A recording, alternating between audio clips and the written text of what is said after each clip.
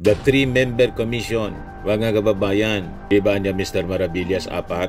3 man lang pa. Si retired Supreme Court Justice Andres Reyes Jr. bilang chairman, tapos 2 member. Pumunta ng Bawang La Union. Pakinggan natin mga kababayan yung statement ni Magalong habang nasa inspeksyon with Vince Dizon.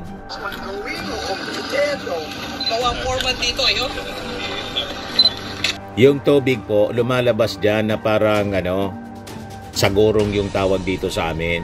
Lagosan ng tubig yan. Kaya lang tingnan ninyo, pati yung mga ginamit na Claire Castro. First question, Maricel Halili, TV5. Magandang umaga po, Yusek. Yusek, yesterday, Secretary Dave confirmed that the President will skip UNGA to focus on local issues. Maybe nagpapagang mga balita at pagtalakay sa mga isyu na lipungan. Bulsa! Opinyon, banat at paglalantad sa katotohanan. Bulsa! What you see is what you get.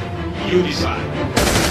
Ito po mga kababayan, si Dante Maravillas, Bicolano Vlogger Broadcast Journalist from Albay. Sumambak agad po yung Independent Commission sa trabaho. The 3-member commission, mga kababayan, iba niya Mr. Maravillas, 4. 3 man lang pa. Si retired Supreme Court Justice Andres Reyes Jr. bilang chairman, tapos 2 member. Si dating DPWH Secretary Babe Singson at saka si Fajardo ng SGB. Ayan 52 minutes ago pa lang. 3-man Independent Commission for Infrastructure led by retired Supreme Court Associate Justice Andres Reyes Jr. hit the ground. The running attended a briefing at the Department of Public Works and Highways ngayong Tuesday. Kasama yung member na si Babe Singson at si Rosana Fajardo, SGB and Company Country Managing Partner. Desidido po yung ating Pangulong Bongbong Marcos na hubaran yung mga balasuba, sabi niya. Huwag na balasubas yung mga magnanakaw. Si Alan Peter Cayetano, senador, inaminan na nagnakaw siya. Wala nang bawian. Senator Alan Peter Cayetano, lamang sumabi talaga po. Umami na. Baka niya Mr. Maravillas, nadulas lang. Basta umamin siya. We are all guilty, from vote buying to cheating to stealing to lying. Importante repentance. Wala po talagang pagbabago pag walang repentance. September 14, umamin na nagnakaw siya. O di okay. Wala pang detalye kung ano yung ninakaw niya. Baga po, flood control projects din po. Nahuli sa bibig si Alan Peter Cayetano. O ngayon, si Magalong kasama si Vince Dizon nasa pag-inspection po. Pumunta ng Bawang La Union. Pakinggan natin mga kababayan yung statement ni Magalong habang nasa inspeksyon with Vince Dizon. Kawang foreman dito, ayo? Ano yung ginagawa nyo rito? Flood control. Flood control. Flood control. March this year. March this year. Anong kapal? Ongoing o completed o? Ikaw ang foreman dito, ayo? Ano yung ginagawa nyo rito? Flood control. Flood control. Okay, sige. Kaya may nagsimula. March this year. Tapos kini-question ni yung foreman, kini-question po ni Magalong sa ni Vince Dizon kasi inanapan po ng copy ng engineering plan. Yung foreman walang hawak na engineering plan. Bakit walang hawak na engineering plan? Sabi ni Secretary Dizon, di ba niya, ang foreman dapat hawak niya yung plano kasi siya mismo yung nag-execute sa bahay, di ba po? Ang foreman, pag nagpapagawa ng bahay na may plano mula sa arkitekto, dapat hawak niya yung plano. Pag hindi mo hawak yung plano, paano mo i-implement based sa plano yung proyekto? Kaya po, laging salto. Wala sa specifications kasi yung foreman mismo na nag-execute ng project, wala mang copy ng engineering plan. Patsamba-tsamba lang, paturo-turo. Ganun tayo, pinagluluko. Mga kababayan. Yan o. May nilagay kay sheet piles dito. Saan na? Saan? Gano'ng kalayo ng sheet pile? 6 meters. 6 meters. May plano ka? May plano ba kayo? Pati nga ng plano. Wala kayong plano. Paano mo magagama kung gano'n ka kalalim, gano'n ka kapal yung semento? Tapos na namin. Hindi, paano mo nga magagama kung wala kang plano? Foreman, dapat siya yung mayawag ng plano sa pag-execute. Nasira ng bagyo. Hindi. Plano. Wala kang plano. Wala kang engineering plan. Paano ka gumagawa? Wala, tira na kayo ng tira. Pilot out eh. Ganon tayo pinagulo ng mga kontraktor po. So, hindi ikaw ang foreman nung nag-file. Hindi ikaw yan. So, ikaw walang binigay sa yung plano. Paano mo magagaman kung anong specification? Hindi kaya nga. Paano mo nga magagaman kung walang plano? Matindi talaga pong lukuhan. So, it's a common ano eh. Dito na lang ako sa may... Common practice. Hindi pinapakita yung plano, tinuturo-turo na lang. Sasabihin ganito.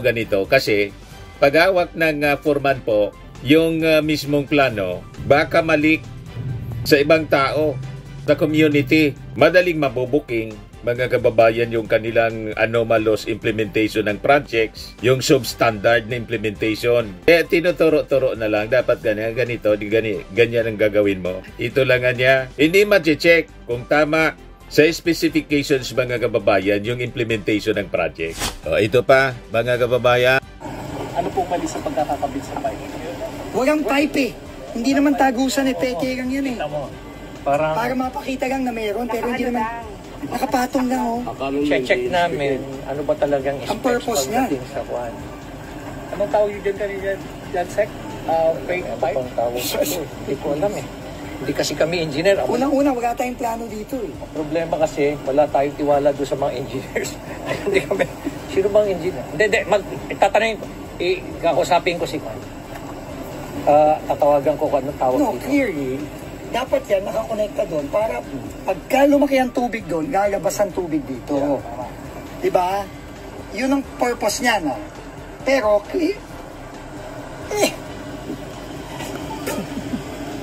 kasi syempre, pag tinakpan mo na yan ng simento, hindi mo na makagamin. Diba? Ito kasi permeable to, ano? Siyempre yung tubig, pupunta rito. Pag nasaturate, ito lalabas. Ito lalabas na. Lagusan nito po, yung nilalagay nila, lagusan ng tubig para pag nasaturate ng ulan, yung tubig po lumalabas dyan na parang sagurong yung tawag dito sa amin. Lagusan ng tubig yan. Kaya lang tingnan niyo, pati yung mga ginamit na napakaliliit, ginamit na bakal, napakaliliit, mga kababayan. Pero ang maganda, dahil sa pag-expose sa katiwalian ng ating Pangulong Bongbong Marcos, korupsyon sa public works, dito sa amin po, yung mga sumunod na mga project sa kalsada, linagyan na po ng bakal. Dati wala talaga. Dito ito sa amin, Kamalig Albay, Himala, may bakal na. Dati wala talaga yan. Hindi nilalagyan nila ng bakal. Kaya ang daling magiba. Yan ang dapat na-design ng mga kalsada noong panahon ng dating Pangulong Ferdinand Marcos Sr. Kaya matagal masira, kahit 50 years, more than 50 years yung mga pinagawa pa noon, until today napapakinabangan. Kaya lang may mga areas po na yung mga pinagawa ng dating Pangulong Marcos Sr. po, giniba nila, purposely giniba, pinalitan ng madali masira para sige lang ang budget. Dinisign talaga nila yung mga kalsada na madali masira, sige lang ang budget sa repair, maintenance. Ganon tayo pinagluloko. Ito mga reactions, pabida pauno man sa na kaya binutangan ninda yaning bakal taan iraromsan tulay creek baga ang iraromsan dangan sa ampangan sa provincial office di sinda sa nasupog kung garumangon paninda. Hindi sila niya nahiya. Nasa tubangan, ibig sabihin, nasa tap lang ng provincial office, madaling madiscover, masumbong sa Pangulo. Sabi ng iso, baka daw paano madamay siya. Madamay sa investigasyon ng ICI. Malamang ganon. Kasi hindi lang flood control po, pati yung mga pinagawang kalsada. Baka ang daming mga kalsada na reported sa DPWH completed na pero wala pang nasimulan. Ang dami niyan, mga kababayan. O ito mga kababayan, ibigay ko sa inyo yung press con kanina. Press briefing ni PCO Yusek Claire Castro. First question, Maricel Halili, TV5. Magandang umaga po, Yusek. Yusek, yesterday, Secretary Dave confirmed that the President will skip UNGA to focus on local issues. Maybe know what are these local issues that made the President decide not to go to New York? Marami. Lalo na kabubuo pa lamang ng ICI at ito'y dapat matutukan ng Pangulo para mas mabilis na pag-aksyon sa mga nare-report na maanumalyang flood control projects. Maliban dyan, at syempre dapat tutukan pa rin ano ba ang pangangailangan ng taong bayan, ang mga bilihin para mapababa at marami pa iba. Bilang Presidente, maraming trabaho ang Pangulo. But yung supposedly date na pupunta po si Pangulo sa UNGA, as we all know, meron din po kasing nakakasang mga kilos protesta. So gaano kalaking factor or gaano kalaking consideration yung mga demonstrations during those days sa naging decision ni PBBM? Ang pagpoprotesta naman ay natural, normal yan. Sa bawat bansa, kung may mga sentimiento ang mga kababayan natin. Hindi naman po nangangamba ang Pangulo dahil alam po niya na ang pagpoprotesta ng taong bayan ay tungkol sa paglaban sa korupsyon. At saka mga kababayan, yung inorganize na protesta rally for September 21, bawal doon manawagan ng Marcos resign. Hindi dahil inimpose ng ating Pangulong Bongbong o ng Palasco kasi wala mang kinalaman doon ang ating Pangulo. Kundi yun ang mismong sinabi sa press con na walang ganon na agenda sila. Anti-corruption lang talaga. Kaya nga po kahapon, nagkagulo doon sa press con kasi may biglang nag-display na poster na Marcos resign. Ayun. Nagka-tension po doon mismo sa press con ng mga grupong magrarally sa September 21. Yan sa report ng GMA 24 oras, anti-BBM placard sa press con, nagdulot ng tensyon, organizers anti-corruption, di anti-BBM ang rally. Diba? Pakinggan natin yung report ng 24 oras mga kababayan. Bagyang nagkatensyon sa press con para sa trillion peso march sa Luneta at EDSA sa September 21. Dahil yan sa isang placard na kontra sa Pangulo. Kung paano yan nauwi sa gulo sa pagtutok ni Oscar Oida. Igulong na! Walang ibang agenda ang trillion peso march sa September 21 kundi ang pagkontra sa korupsyon. Yan ang ibiniin ng mga organizer ng kilos protesta na pinangunahan ng mga grupong Siklab, Church Leaders Council for National Transformation, Tindig Pilipinas, Akbayan Party, Kalipunan at Nagkaisa Labor Coalition. Let's wear white as a symbol of unity. Sama-sama nating na hindi kailanman katanggap-tanggap ang korupsyon. Batid daw nilang sasali ang iba't ibang grupo sa pagtitipon. Pero dapat daw matiyak na nagkakaisa sila ng layunin. Hindi na sa loob sa aming agenda na pauwiin ng dating Pangulong Duterte, di rin kasama sa walang bring him home. Walang anti Marcos resign. Patalsikin si Mr. Marcos, hindi po. At saka hindi din po ito inoorganisa para pabagsakin ng current administration. Absolutely no.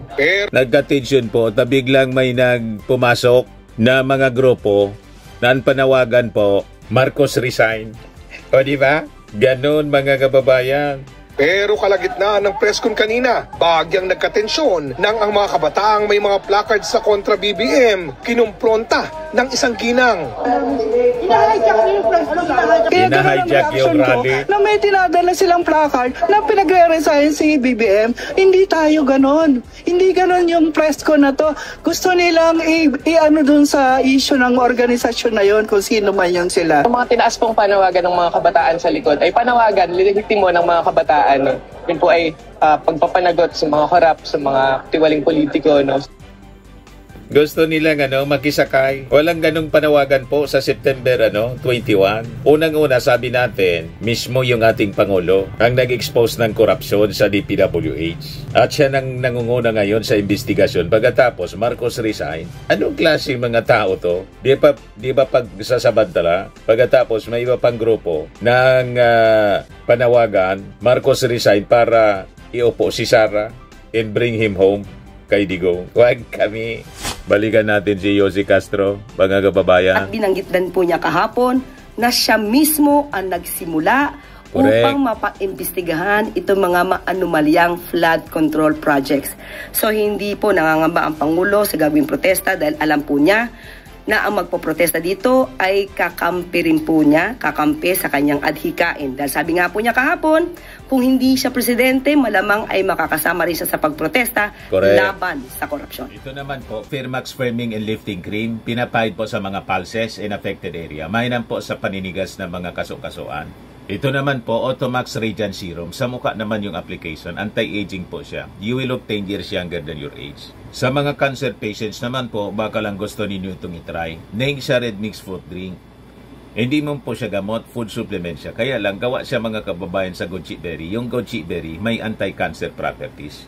O ngayon, yung mga inquiries ninyo, dumiritso na lang kayo sa aming messenger sa Facebook para masagot namin agad. Ayos pa? Ayos na ayos niya, Mr. Maravilla. But anyway, ito po pala yung aming bagong product na binibenta online. I am worldwide amazing pure organic barley powdered drink mix from Australia. Negosyo to ng aking anak na architect entrepreneur Riz Maravillas. Ayan po. Kontakin na lang po ninyo siya, Riz Maravillas on Facebook.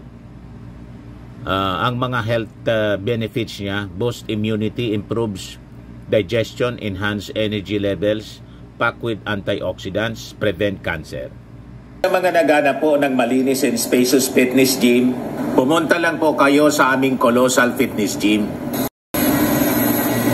May Grab car rental din po kami. Ito naman po yung bago naming product na binibenta online. Eye Glow Serum, whitening po siya. Tingnan ninyo yung epekto sa aking anak na architect before and now. Yung mga inquiries po ninyo, dumiretso na lang kayo sa kanyang Facebook account, Riz Maravillas.